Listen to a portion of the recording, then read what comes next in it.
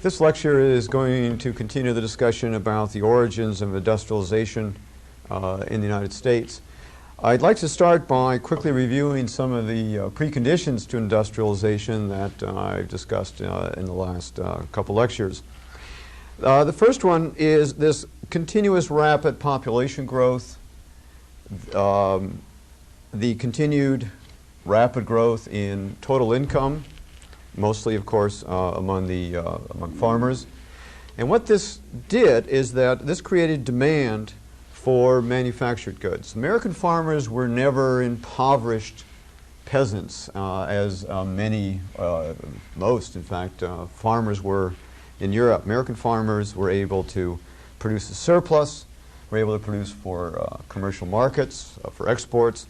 And this gave them the income to demand to buy manufactured products. So this created an internal market, which was the most important market for manufactured goods.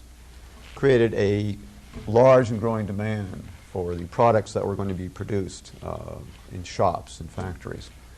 The second precondition was that America, while predominantly rural, did have a number of large and rapidly growing urban areas. Most of them were seaports. The largest cities were seaports on the Atlantic Ocean, supplemented by rapidly growing cities on rivers, on the Ohio River, on the Mississippi River, lake ports. So that there was this urban area that were also seaports. And this meant two things. The first thing it meant was that there was going to be centers of population density, the urban areas. The early stages of industrialization almost always occur in cities, in urban areas, around urban areas. This density is necessary to bring services and goods and information together in one place. So urban areas were important, and America again had a number of fairly large, compared to the size of cities of the time, and rapidly growing urban areas. The cities were also seaports, with, by 1808, wealthy merchant classes that had gotten, families that had gotten wealthy through foreign trade, through providing various kinds of commercial services. And after 1808, these families, realizing that because of the disruptions due to the Embargo Act, the War of 1812, the recession that occurred in Europe after the end of the Napoleonic Wars, these families, with a lot of working capital, a lot of liquid wealth, were looking for new investment opportunities to replace the opportunities of investing in foreign trade. And they looked internally. It was a merchant class that was willing to take the risk to invest in new ideas, new industries. We've already seen this in New York and Philadelphia and Baltimore, as the local merchant classes were willing to invest in canals and in railroads. We will also see this again as the merchant classes in places like Boston and Providence, Rhode Island, are willing to invest in new industry. So we have also a wealthy merchant class that is willing to provide capital, startup capital, to invest in new economic activity, in manufacturing. Again, we cannot underestimate the importance of secure property rights. We cannot underestimate the importance of a judicial system that is willing to enforce contracts. A judicial system that is willing to limit monopoly and encourage competition.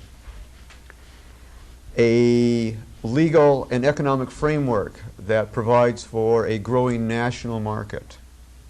Similar laws, one currency, lack of transaction costs across wide areas. Another important precondition for successful economic growth, if not industrialization. Another factor we haven't talked about, but it's always emphasized in history books, is America's lack of history, really, is what it comes down to.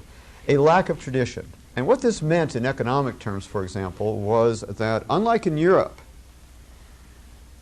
with its legacy of the Middle Ages, of medieval economic organization. Unlike Europe, the United States, for example, did not have guilds where master craftsmen and journeymen and apprentices were organized into guilds that limited entry into a market, that prescribed how things were going to be produced, that slowed up innovation. America didn't have any strong guilds, so there was some attempt, but not much.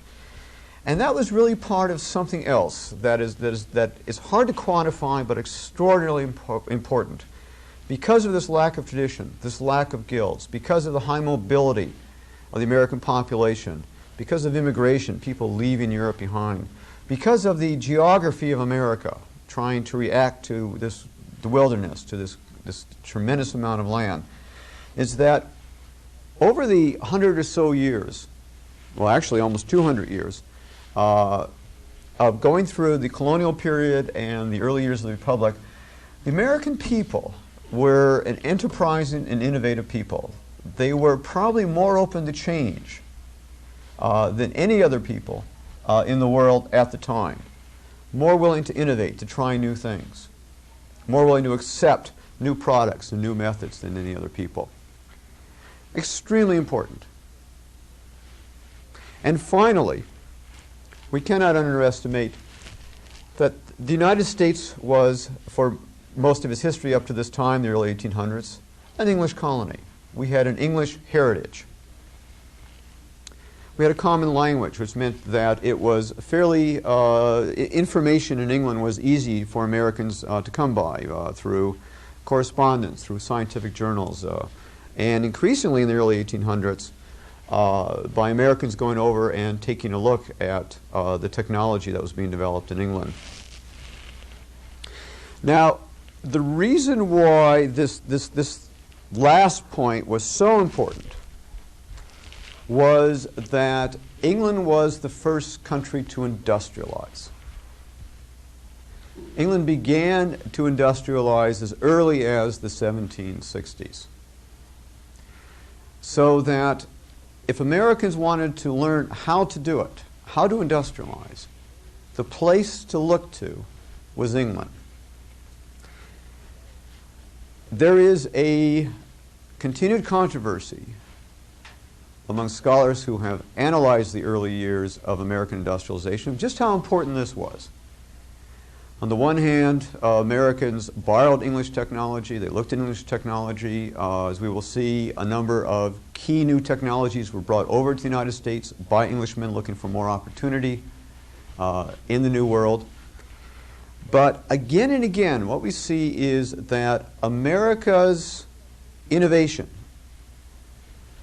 new methods, new technology, were adaptations of English technology. It wasn't just a copying of English technology. It wasn't just an importing of English technology. It was looking at English technology and then rapidly adapting it to American environment.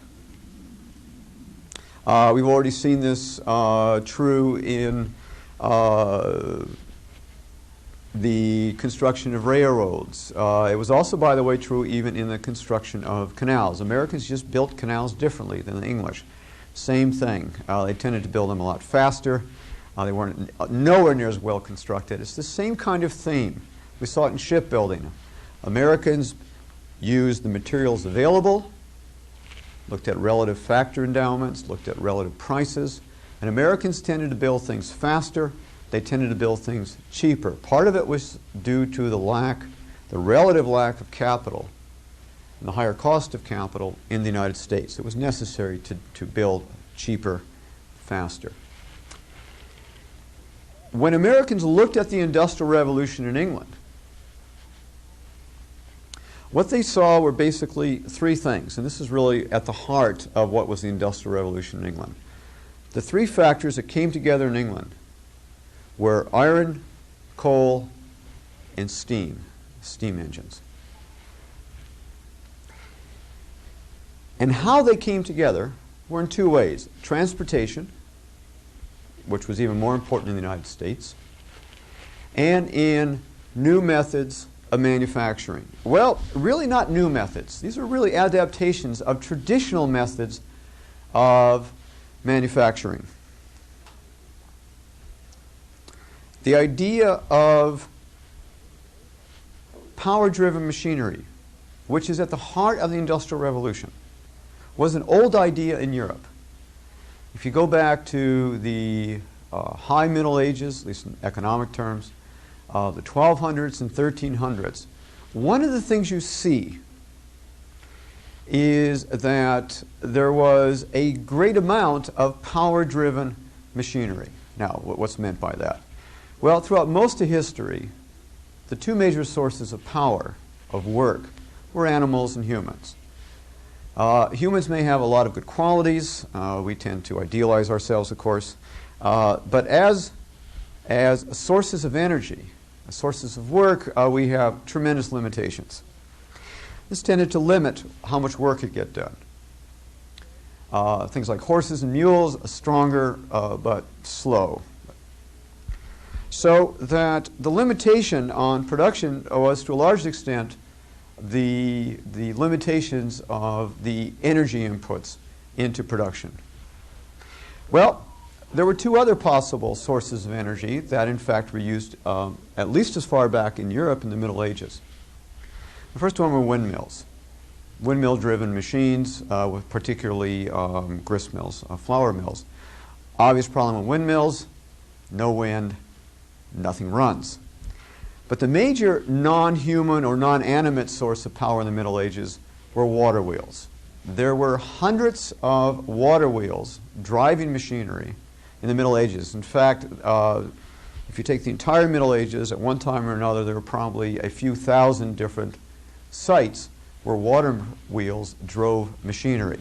And they drove machinery in a number of different industries, a number of different economic activities. Flour milling, grist mills, certainly, to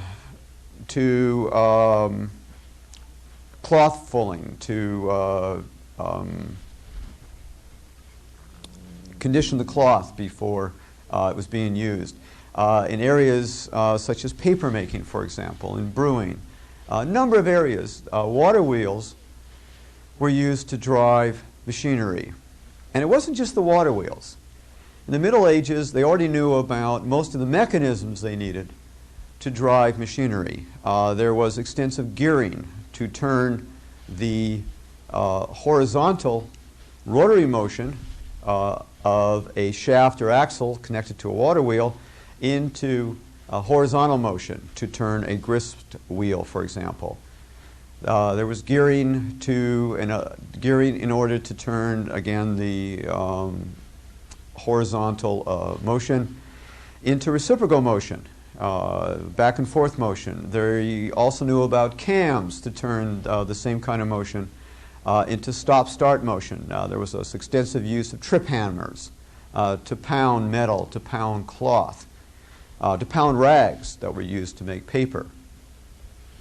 So much of the basic technology was already known in the Middle Ages. It's a very interesting question of why the Industrial Revolution, in fact, didn't break out in the 1200s and 1300s, why we had to wait another 500 years before it happened in England in the late 1700s. But there were obvious limitations, particularly in England, to having water-driven machinery. The first thing was that England didn't have that many good water sites. England also didn't have that many fast-flowing streams and rivers to provide the kind of push against the blades of the water, the paddles of the water wheels to drive the machinery. The other problem that England faced was that England was rapidly running out of the major source of fuel, which was wood. Virtually everything was made out of wood. The problem throughout the late Middle Ages and the early modern period in England was that they cut down all their forest to expand agriculture, to burn wood, to make various products, including brewing beer. So England was facing, in the 16 and 1700s, an energy crisis. There weren't a lot of forests left. Many of the forests, in fact, were owned by the aristocracy and the royal family and were used for hunting, which was more important than industrialization. So that the price of wood went up a great deal in the 15 and 1600s. the English had to find a substitute. The substitute for wood was coal. England has a tremendous amount of soft or bituminous coal. So the English began to dig the coal out of the grounds. The problem they ran across was that as they went deeper and deeper in the mines, rather than hitting coal, what they hit was water. Now, if you've been to England, you know that it rains a lot. England has a very high water table, and you don't have to go too far down into the ground before you hit water. So before you can get at the coal, you've got to get the water out of the mines. Mechanical methods were just too slow, and again, the deeper you went, the more critical this became. The answer to that was something that could pump the water out of the mines quicker, and what that was going to do that was steam engines. Steam engines were first improved in the early 1700s, particularly by a man named Newcomen. And they were used for that reason, as stationary steam engines to pump water out of the mines. They weren't very efficient, but for that task they were good enough. They were an improvement, and that's all it counts now. They were an improvement over the hand methods or the mechanical methods that were tried. So England began onto a path where there was a demand for steam engines, which created a demand for iron to make the steam engines. The reason was to get the coal out of the ground to be used as fuel in a number of uses. And also, of course, the coal was used to burn in the steam engines themselves, to boil the water to create the steam that would drive the steam engine. Increased demand for iron, for coal, for steam. In the 1760s and 1770s, what began to happen was that better machines were developed, particularly in the textile industry, and these machines were going to be driven first by water wheels, and then rapidly were going to be driven by steam engines. English Industrial Revolution was steam engines. At the heart of it were steam engines driving larger and larger machines, which were rapidly the frames and the moving parts of the machines, the spinning frames to spin yarn and thread, were made out of iron. Very, very rapidly, because of the high cost of wood in England, is that there was a tremendous increase in demand for iron.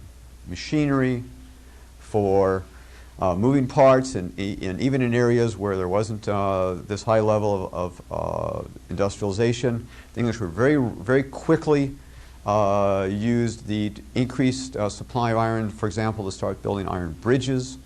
The railroads used a tremendous amount of iron, as opposed to American railroads that used a lot of wood, much more wood, in fact, than the English did to build frames of the locomotives. To build bridges, Americans continued to build bridges out of wood well into the late 19th century. This always amazed English engineers that came over here. So England was on its way. Lots of coal, lots of iron, and steam engines, not only for locomotives, but really as stationary steam engines to drive industrial machinery. Steam engines got larger, more powerful, the machinery got larger and more powerful, and began this tremendous increase in productivity, again, particularly in the textile industry. So that was the model. That was the English model. When that English model once more was brought over to the United States, it was adapted to American conditions. The first place that it was adapted to American conditions was in the construction of steamboats. When Robert Fulton went over to England to study canals and steamboats, and then he went to France, built a couple steamboats for Napoleon, who got tired of them. He tended to tire of things rather quickly. Fulton comes back to the United States, and he's ready to build steamboats in the United States. Americans had been experimenting with steamboats for about 20 years, but none of them were commercial successes.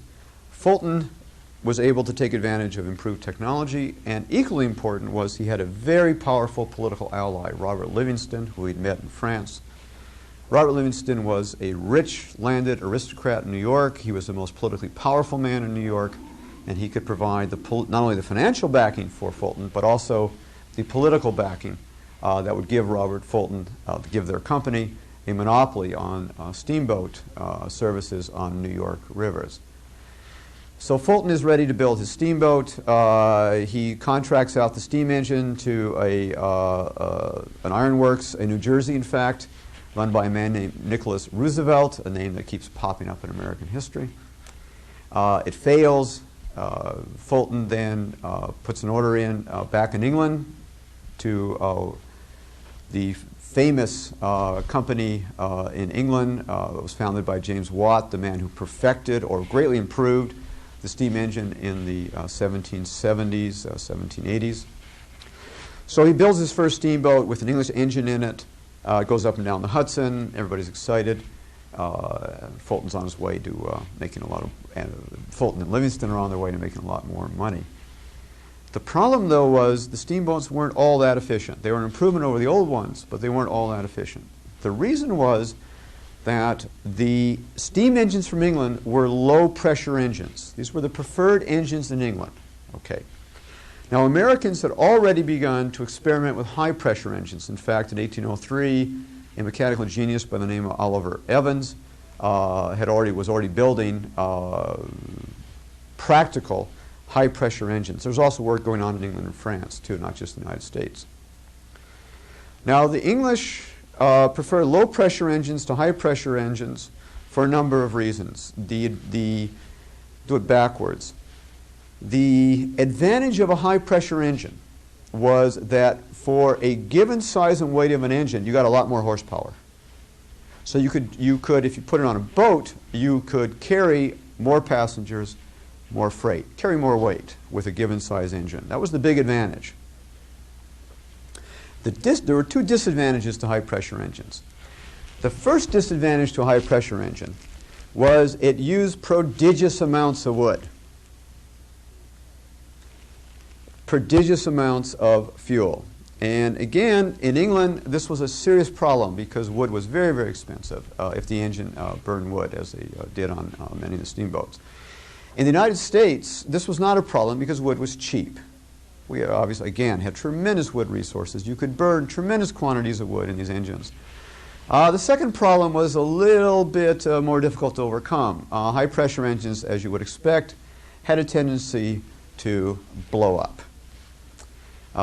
In the first 30 years of operations in the United States, in the rivers in the east, Mississippi and Ohio, about 200 of these engines blew up and killed about 2,500 people on the steamboats. Finally, in the 1840s, an engineer went to Congress and said, "We've got to stop this. This is ridiculous." Got Congress to pass a law that mandated the inspection of high-pressure engines to professionals like the man who had the idea. And within a few years, the number of deaths from high-pressure steam engine explosions of steamboats went way down. It was an example of, again, a successful government regulation program. In fact, the very first one. So again, adaptation to existing conditions. High-pressure engines, as in the United States, preferred kind of engines versus low-pressure engines. And obviously, high-pressured engines became even more critical in the building of railroads. American adaptation. One other thing about steamboats and railroads. Until really, if you look at the period until 1860, the main use of steam engines in the United States was really in transportation, on steamboats, on locomotives, as opposed to England, where stationary steam engines were used, when the main use of engines to drive machinery. Well, why not in the United States? In order to see why not, it's a similar story, we have to take a look at America's first major industry, which is the cotton textile industry. Now, cotton textiles tends to be,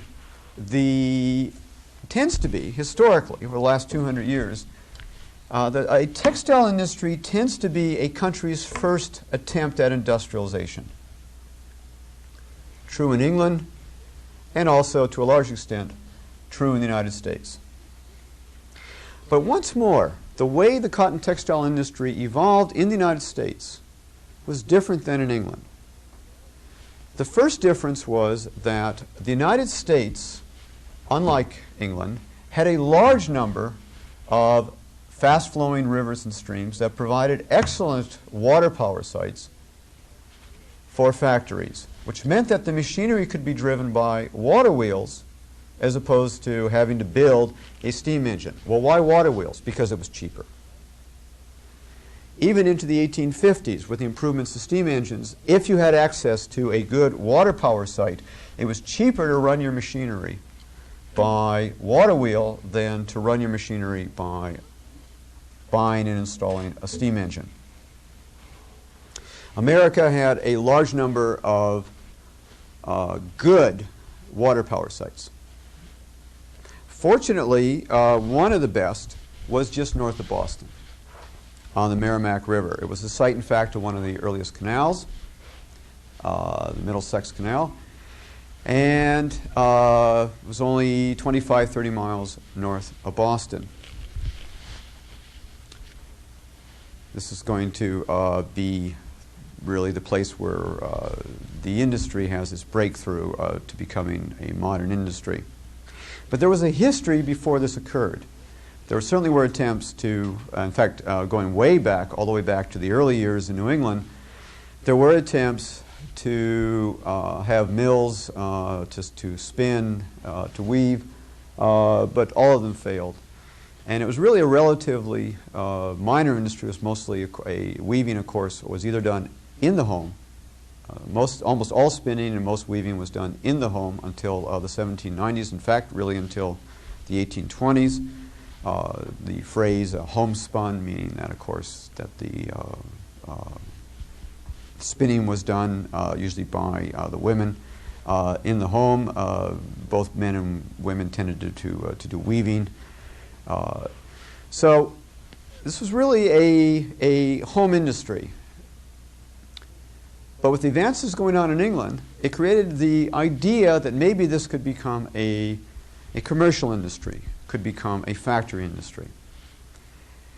In late 1780s, an experienced English mill manager and mill mechanic by the name of Samuel Slater decided that if he was going to get wealthy, he was not going to get wealthy being a mechanic in England, but he would be wealthy by setting up his own mills in the United States. Small problem. England had a law that said that people who had knowledge of cotton spinning could not emigrate. It was not only against the law, but they would do terrible things to you if you got caught. Well, Sam Slater was able to sneak out of the country, comes to the United States, goes to Philadelphia, which was the center of the textile industry in the United States at the time, tries to interest Philadelphia merchants in setting up a small spinning factory using English technology. He fails. He wanders around for a while, and finally he finds a backer. Who he finds is a man by the name of Moses Brown, the head of a wealthy merchant family in Providence, Rhode Island. The Brown family is also the family that bankrolled Brown University. And in 1789, he begins to set up a small mill in Rhode Island, in Pawtucket, Rhode Island. Starts in 1790. The mill's a success. Relatively small, just doing spinning, just making thread and yarn. But the mill is a success. Uses water power. Employs men, women, and children, kind of a very kind of unskilled labor force.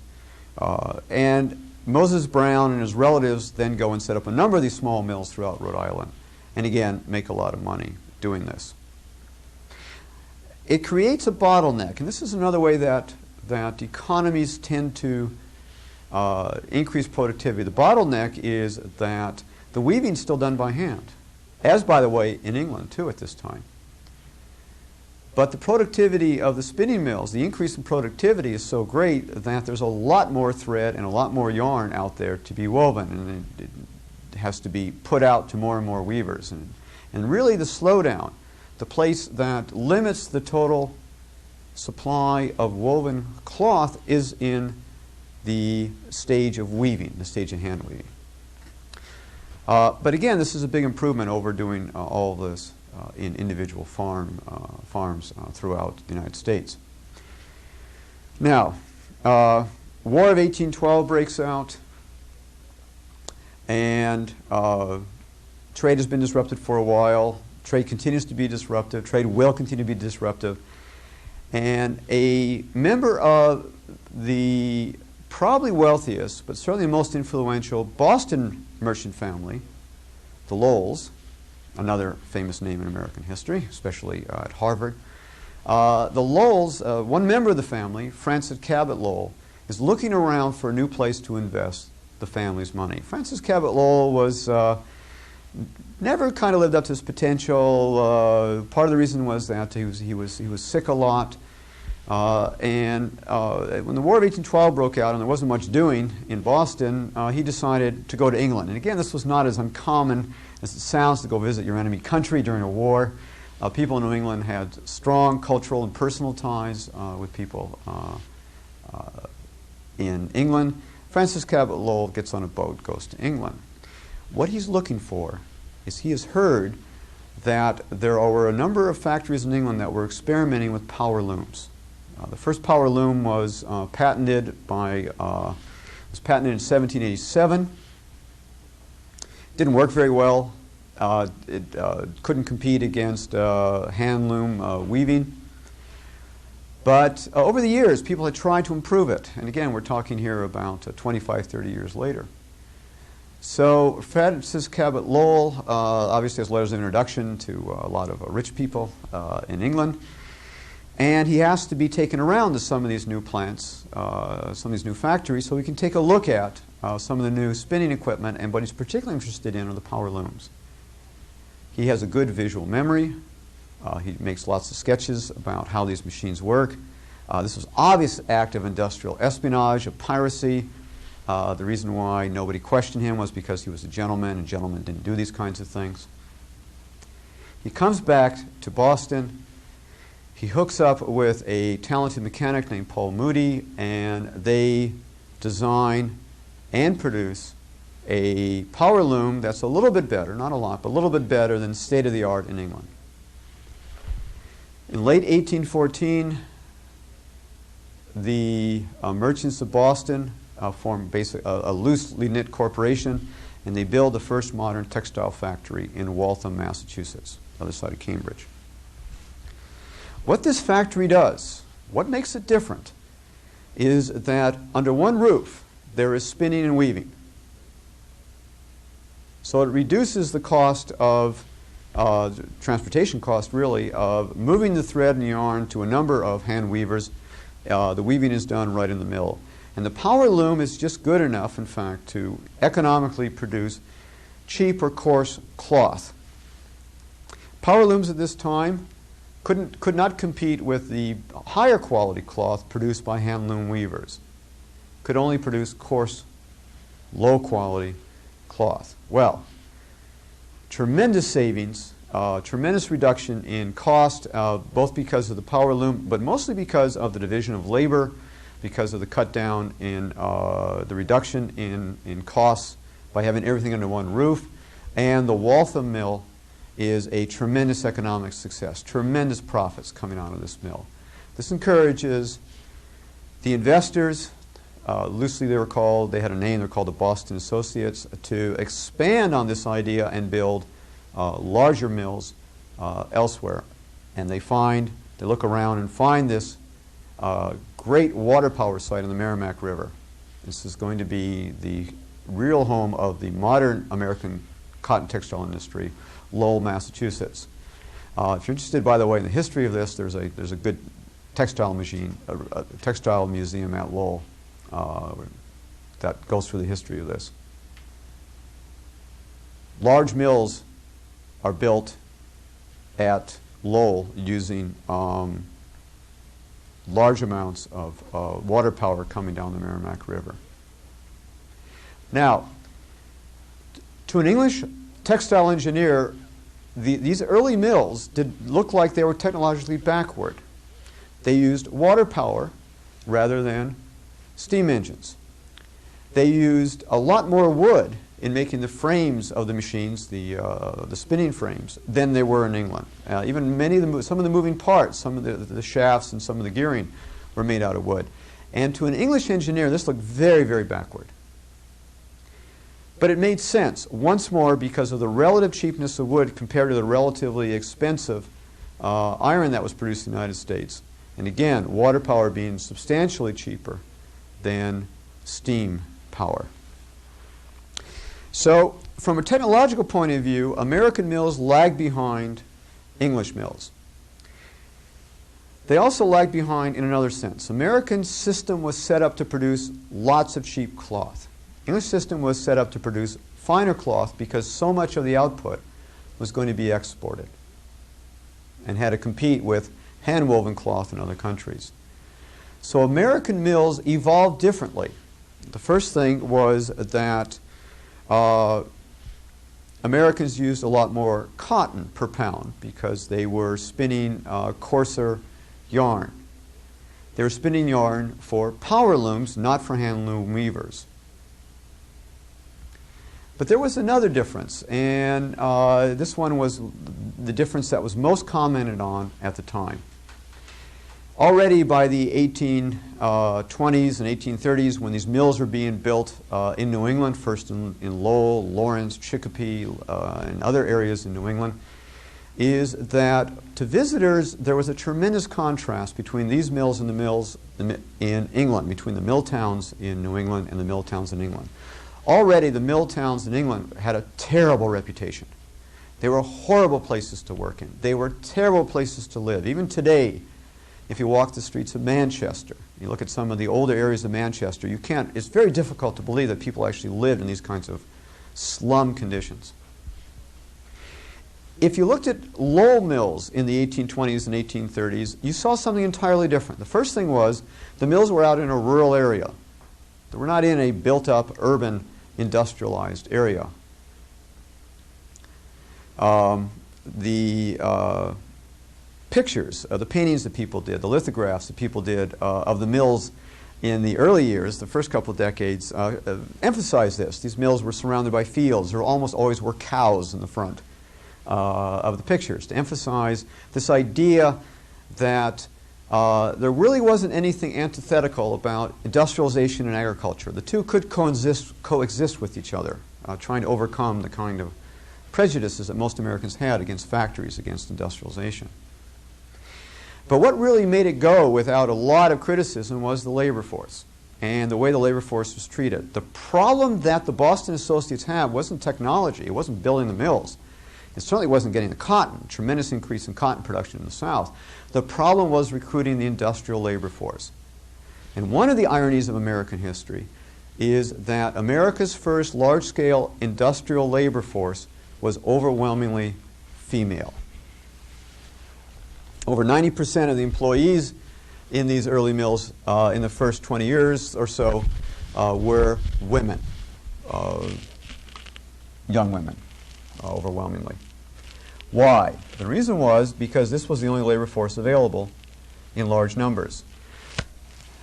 These women were not immigrant women either. They were Yankees, as they were called Yankee girls at the time. Who they were the daughters of New England farmers. New England farms, small. New Englanders, again, tend to have large families, a lot of kids on these small farms. The marginal productivity of the young adults on these farms was very low. They didn't really contribute a lot of additional output. Basically, both boys and girls were waiting to grow up and get old enough to get married and then move west to start families and farms further west. What the Boston Associates were able to do was to convince these hard-ribbed Yankees to allow their daughters to go to work in the mills. And it took a lot of convincing.